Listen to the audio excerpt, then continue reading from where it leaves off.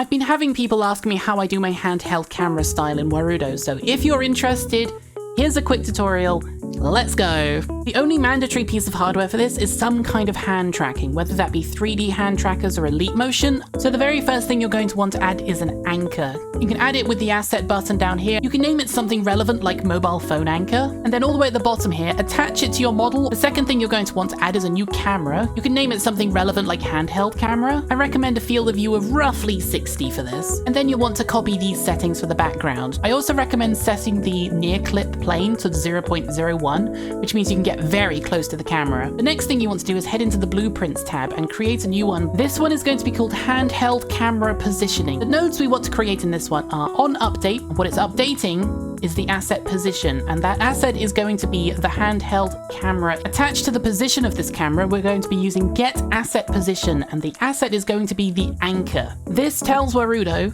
to take the position of the anchor attached to our hand every single frame that it's running and update the position of the camera. We do the same thing for the rotation. Set asset rotation, handheld camera, and we use a get asset rotation node, mobile phone anchor, and attach that to the rotation. This updates the position and rotation of the camera as often as it can. Having this running constantly is not recommended because this will slow Warudo down if it's running all the time. You don't need to. So to have it turn on and off, we create a second blueprint. This blueprint only exists to turn the other one on and off. So I start mine with the Stream Deck toggle. I use a Stream Deck pedal for mine, give it a receiver name, handheld camera. Along the yes path, you're going to want toggle blueprint enabled as a node, and you set the blueprint here, handheld camera positioning. That's the first one that we made before. Set that to enable. You'll want to set your camera to the one we've just made. So we have a switch main camera node and setting it to the handheld camera. And then back at the beginning, starting at the if no part of the node, you have toggle blueprint enabled set to disable. Switch main camera back to whatever your main camera is usually. You may find that your camera is not facing the way that you want it to, so you'll need to go into the anchor settings. You'll need to update the position and rotation of your anchor. I recommend doing this by going into a different camera, so you'll want to change the position and the rotation of the anchor itself to face exactly where you want it to face. This might take a little bit of fiddling, but getting this right is quite important. The final way to tie this all together is to actually add a trigger in your Stream Deck. You'll need to go to the Elgato Marketplace to search for Warudo, and you'll want to download the plugin. You'll have these as options in your Stream Deck. So in our case, we're going to be wanting a toggle, which we just drag into an empty spot. We can give it a title like mobile phone, and under this receiver dropdown, you'll want to find handheld camera. So now when you press this button, it activates the handheld camera blueprint. So that's it for this tutorial. I hope you had fun with it.